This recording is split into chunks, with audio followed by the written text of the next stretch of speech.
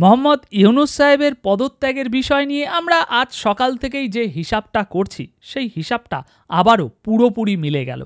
মানে যে হিসাবটা আমরা লাগিয়েছিলাম যে তিনি পদত্যাগ খেলাটা হঠাৎ করে কেন খেলতে শুরু করলেন, কারণ এনসিপি, জামাত, হেফাজত সহ অন্যান্য ধর্মভিত্তিক দলগুলোকে এক কাতারে এনে একটা বড় জমায়েত, একটা বড় আন্দোলন করে বিএনপি ও সেনাবাহিনীকে এক ধরনের থ্রেট, এক ধরনের হুমকি দেওয়ার প্রচেষ্টা, যে করিডোর নিয়ে হোক বা নির্বাচন ব্যবস্থা নিয়ে হোক বা সংস্কারের বিষয়ে হোক, কেউ কোনো কথা বললে চলবে না, আমি যেটা বলবো সেটা শুনতে হবে। ইভেন এই পদত্যাগ আমি করছি না বলে দুপুরবেলা যে তিনি ফিনিশিং লেটারটা দিয়েছে সেখানেও তিনি স্পষ্ট করে দিয়েছে যে নির্বাচন নিয়ে কথা বলার অধিকার এই অন্তর্বর্তী সরকারের প্রধান ছাড়া কারোর নেই। এবং তিনি এটাও স্পষ্ট করে দিয়েছে যে আমাকে যখন নিয়ে আসা হয়েছিল বিমানবন্দরেই আমি পরিষ্কার করে দিয়েছিলাম যে আমি যেটা বলবো সেটাই শুনতে হবে। সুতরাং সেটাকে আরও আনুষ্ঠানিক, আরও শক্তিশালী করার জন্য এই এনসিপি, জামাত, হেফাজত সহ সমস্ত ধর্মভিত্তিক দলগুলোকে এক কাতারে এনে বিএনপি এবং তাদের আর এক বিরোধী সেনাবাহিনীকে একটা থ্রেট দেওয়া যে দেখো আমাদেরও জনসমর্থন আছে, আমাদেরও মাঠ পর্যায়ে শক্তি কত। যেমন রিসেন্টলি বিএনপি তার মাঠ পর্যায়ে শক্তি দেখিয়ে ইশরাককে তার পদ পাইয়ে দিয়েছে। তো সেই কাজটা করার জন্যই পদত্যাগ খেলাটা খেললো। এই পদত্যাগ খেলার মাধ্যমে এবার হেফাজত, জামাত, এনসিপির সব নেতারা এসে তার পায়ে ধরবে, বাবু যাবেন না, আপনি থাকবেন, হ্যানা ত্যানা করবে, তখন আমি আমার পাওয়ারটা সামনে নিয়ে আসব। তো এখানে যে একটা বড় জমায়েত আন্দোলন করার হিসাব আমরা লাগিয়েছিলাম, দর্শক, আজ শুক্রবার সেই জিনিসটাই শুরু হলো। এবং আমি বসে বসে কোথাও না কোথাও ভাবছিলাম যে এরকম একটা মাস্টার প্ল্যান খেলেছে মোহাম্মদ ইউনূস, আর আজ হচ্ছে শুক্রবার, জুম্মার বার, তাহলে আজ একটা আন্দোলন, একটা গণ জমায়েত না হলে কি জমে জিনিসটা? তো সেটাই হলো। আজ শুক্রবার জুম্মার নামাজের পর বিক্ষোভ সমাবেশ, মানে পেটোয়া বাহিনী নামিয়ে দেয়া হয়েছে। কারা? জুলাই ঐক্য নেমেছে। কে এই জুলাই ঐক্য? 35টি সংগঠনের সমন্বয়ে গঠিত জুলাই ঐক্য, তারা আজ থেকে সমাবেশ শুরু করে দিয়েছে। কি নিয়ে সমাবেশ করছে? জুলাই শহীদদের রক্তের বিনিময়ে প্রধান উপদেষ্টা মোহাম্মদ ইউনূসকে রাষ্ট্র সংস্কারের দায়িত্বে বসানো হয়েছে, কিন্তু কিছু রাজনৈতিক দল অধ্যাপক ইউনূসকে ঠিকঠাক কাজ করতে দিচ্ছে না। তো আমাদের এই ভিডিওর মূল সারাংশ হচ্ছে ঠিকঠাক কাজ করতে দিচ্ছে না কিছু রাজনৈতিক দল। তো তিনি ঠিক অ্যাকচুয়ালি 10 মাসে কি কাজ করেছে সেটা আমরা একটু দেখতে চাই। কারণ বিএনপির এই আন্দোলনটার পরেই আমরা দেখছি যে এই জুলাই শহীদ সহ বেশ কিছু বুদ্ধিজীবী মহল বাইরে এসে বলছে যে একটি রাজনৈতিক দল বা কিছু রাজনৈতিক দল মোহাম্মদ ইউনূসকে কাজ করতে দিচ্ছে না। তার মানে এখন দিচ্ছে না, এর আগে 10 মাসে নিশ্চয়ই তিনি অনেক কাজ করেছে। তো সেটা আমরা একটু চেক করে দেখব। কাজ করতে দিচ্ছে না কিছু রাজনৈতিক দল, কিন্তু এই পর্যন্ত তিনি ঠিক কি ছিঁড়েছে আমরা একটু দেখব। এবার আরেকটা জিনিস, এখানে কিছু রাজনৈতিক দল, এখন সেই কোন রাজনৈতিক দল একটু খোলসা করলে ভালো হতো না?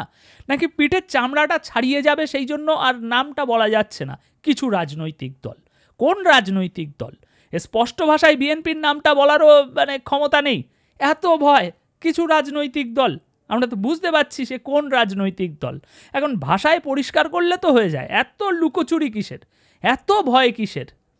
আসুন আমরা একটু দেখি যে অধ্যাপক মোহাম্মদ ইউনূস ঠিকঠাক কাজ করতে পারছে না, তার কাজে বাধা দেওয়া হচ্ছে, কিছু রাজনৈতিক দল বাধা দিচ্ছে এখন, তাই তিনি ঠিকঠাক কাজ করতে পারছেন না। আসুন দেখি তো তিনি ঠিক কী কাজ করেছে গত 10 মাসে। অন্তর্বর্তী সরকার ক্ষমতা গ্রহণের 9 মাস পার হলেও আইন শৃঙ্খলার পরিস্থিতি উন্নতি হয়নি। রাস্তাঘাট, পরিবহন খাতসহ সর্বত্র চাঁদাবাজি চলছে। কিশোর গ্যাংয়ের নৈরাজ্য জনজীবনের পাশাপাশি ব্যবসায়ীরা ক্ষতির সম্মুখীন হচ্ছেন। সরকার জানমালের নিরাপত্তা ও সহায়ক আইন শৃঙ্খলা পরিস্থিতি নিশ্চিত করতে না পারলে বিনিয়োগ সম্প্রসারিত হবে না। কে বলছে এই কথাগুলো? আওয়ামী লীগ, ভারতের দালালরা, না কারা কারা বলছে? এগুলো বলছে এই দেশেরই ব্যবসায়ী মহল। লজ্জা লজ্জা লজ্জা। রাজধানীর মতিঝিলে ঢাকা চেম্বার ভবনে আয়োজিত মতবিনিময় সভায় ব্যবসায়ীরা এই ক্ষোভ প্রকাশ করেছেন। কার উপরে এই ক্ষোভ প্রকাশ করেছেন? ডক্টর মোহাম্মদ ইউনূসের উপরে। কি কি বিষয়ে ক্ষোভ প্রকাশ করেছে? 9 মাস পার হলেও আইন শৃঙ্খলার পরিস্থিতি ঠিক হয়নি। রাস্তাঘাট, পরিবহন এসব ছেড়ে দিলাম, চাঁদাবাজি তাও ছেড়ে দিলাম, কিশোর গ্যাং তাও ছেড়ে দিলাম, কিন্তু এই যে সরকার জানমালের নিরাপত্তা দিতে পারছে না, এটা ভাই কিভাবে সম্ভব? 10 মাসে এইটুকু একটা দেশের মানুষের জানমালের নিরাপত্তা দিতে পারলো না। এ তো ব্যবসায়ী মহল ছিচি করছে, ক্ষোভ প্রকাশ করছে। ব্যবসায়ী মহল ব্যবসা করতে পারছে না। সুতরাং একজন অর্থনীতিবিদ 10 মাস সময়ে পেয়েও কিছু করতে পারেনি। আসুন পরবর্তী খবরে নিয়ে যাই। কোনো ভুয়া খবর তো দিচ্ছি না, আপনাদের আশেপাশে এই সমস্ত নিউজ কাটিং লাগানো আছে, একটু গিয়ে গিয়ে সময় খরচ করে পড়ে আসবেন আমার কথাগুলো সঠিক হচ্ছে কিনা। বাংলাদেশের অন্তর্বর্তী সরকারের সাম্প্রতিক আইন বিষয়ক কিছু উদ্যোগ জনগণের মৌলিক স্বাধীনতাগুলো ক্ষুণ্ণ করার ঝুঁকি তৈরি করেছে। কে বলছে? ওই ডক্টর মোহাম্মদ ইউনূসের একদম প্রিয় একটি সংস্থা, হিউম্যান রাইটস ওয়াচ। বাংলাদেশের অন্তর্বর্তী সরকারের অধীনে মানবাধিকার পরিস্থিতি চরমভাবে অবনতি হয়েছে দাবি করে তা নিয়ে গভীর উদ্বেগ প্রকাশ করেছে 4টি বিদেশি সংগঠন। রাজনৈতিক সহিংসতা, সংবাদ মাধ্যমের দমন, ধর্মীয় সংখ্যালঘুদের উপরে হামলা এবং বিচার বহির্ভূত হত্যাকাণ্ডের অভিযোগ এনে তারা ইউরোপীয় ইউনিয়ন ইইউ ও আন্তর্জাতিক সম্প্রদায়ের প্রতি অবিলম্বে কার্যকর পদক্ষেপ নেওয়ার আহ্বান জানিয়েছে। এই যে নিউজ লাগানো আছে, আমি কি ভুয়া কথা বলছি না ফেক নিউজ দিচ্ছি? 4টি সংস্থা ইউরোপীয় ইউনিয়নের কাছে ইতিমধ্যে লেটার দিয়ে দিয়েছে। এবং সর্বোপরি বাংলাদেশ ব্যাংকের গভর্নর বলছে অন্তর্বর্তী সরকারের পক্ষে পুরোপুরি অর্থনৈতিক পুনরুদ্ধার সম্ভব নয়। এদিকে ইউনূস সাহেবের পেটুয়া বাহিনী আজ আন্দোলন করছে কি নিয়ে? যে আমাদের অন্তর্বর্তী সরকারের ডক্টর মোহাম্মদ ইউনূসকে ঠিকঠাক কাজ করতে দিচ্ছে না একটি মহল, একটি রাজনৈতিক দল, তার কাজে বাধা দেওয়া হচ্ছে। এদিকে আমরা যখন তার কাজের ফেরেস্তা খুলে বসছি, যেই 10 মাসে তিনি ঠিক কি করেছে সেই খাতাটা পুরো শূন্য। ঘরে বাইরে চারিদিক থেকে সমালোচনা, ওদিকে ইউরোপীয় ইউনিয়ন থেকে সমালোচনা, এদিকে গভর্নর বলছে যে অর্থনীতি আমরা পুনরুদ্ধার করতে পারবো না, এদিকে অর্থনীতিতেই তিনি নাকি গোল্ড মেডেল পেয়েছে। মনে হয় গোল্ড মেডেলটা ওই চুরি করে পাওয়া। তা না তো একজন অর্থনীতিবিদ 10 মাস সময় পাওয়ার পরও, দেশের সর্বোচ্চ পাওয়ার পরও কিভাবে অর্থনীতি ঠিক না করতে পারে? গভর্নর কেন এরকম কথা বলছে? আওয়ামী লীগের দোসর গভর্নর তাই বলছে এরকম কথা, নাকি কোনো রকম একটা দেশে অস্থিতিশীল পরিস্থিতি চেষ্টা করছে ইচ্ছাকৃতভাবে গভর্নর? বিষয়টা কি? তো এই হচ্ছে পুরো বিষয়টা। এই হচ্ছে ডক্টর মোহাম্মদ ইউনূসের সাজানো খেলা, যা আজ একেবারে তাসের ঘরের মতো থাত্তার করে ভেঙে পড়ে যাচ্ছে। যে বক্তব্যটাই, যে বিষয়টাই তিনি সামনে নিয়ে আসছে, সব মানুষের সামনে এক্সপোজ হয়ে যাচ্ছে। ওই আন্দোলন থেকে আরও বলা হচ্ছে, যারা ক্ষমতার মোহ নিয়ে এখন পাগল হয়ে আছেন তাদের বলতে চাই, আপনারা এখনও তাদের দাসত্ব করছেন যারা আওয়ামী লীগের দাসত্ব করে। মানে এই পাকিস্তানি শক্তিদের দুটো মুদ্রা ভাই। রাজনীতিতে এদের দুটোই মুদ্রা, এক হচ্ছে ভারত আর দ্বিতীয় হচ্ছে আওয়ামী লীগ।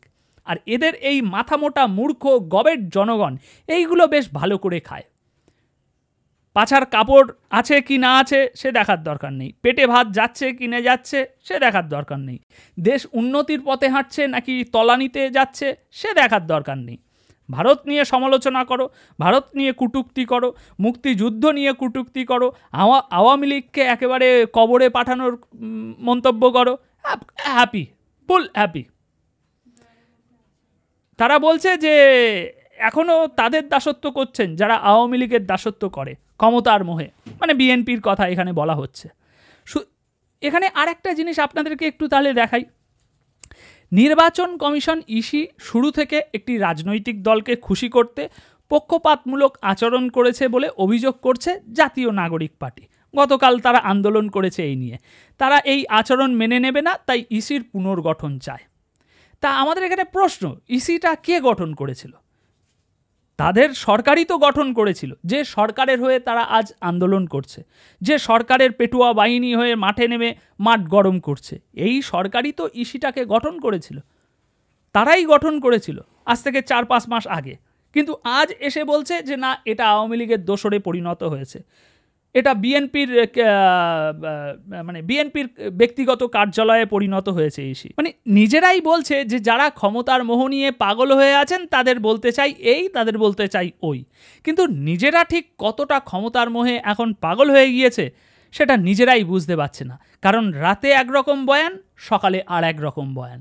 সুতরাং দেশের মানুষকে এখন ফুল দ্বিধাগ্রস্ত করে দিয়েছে। দেশের মানুষের সামনে কুয়াশা তো ছাড়ুন, পুরো কালো মেঘ ঘনিয়ে দিয়েছে এই জুলাই ঐক্য, এই বৈষম্য বিরোধী। দর্শক, এখনও দেখার অনেক কিছু বাকি আছে। ডক্টর মোহাম্মদ ইউনূস এখন ধীরে ধীরে তিনি যে চালই চালুক না কেন, ওই সেই চোরাবালি বলে না, একবার যদি ওতে ফেঁসে যাও, এখন তুমি যতই কেরামতি দেখাও না কেন, কেরামতি যত দেখাবে তত নিচে ফাঁসবে, আর ফাঁসতে ফাঁসতে একটা সময় পুরো ভরাডুবি হয়ে যাবে। তো দর্শক, ডক্টর মোহাম্মদ ইউনূসের বিষয়টা ঠিক এখন ওই রকমই হয়েছে। তিনি এখন যতই ক্যারাকৌশল করুক না কেন, যতই ক্যালিমা দেখাক না কেন, প্রত্যেকটা তার চাল বিফলে যেতে শুরু করেছে। এদিকে বিএনপি তো ডিসেম্বরের মধ্যেই নির্বাচনে একদম পুরো অনড় হয়ে রয়েছে, অথচ আজ তার শেষ লেটার পদত্যাগ করছেন না, সেখানে তিনি স্পষ্ট জানিয়ে দিয়েছেন যে ডিসেম্বরে নির্বাচন হচ্ছে না। তো এখন দেখার অনেক কিছু বাকি আছে।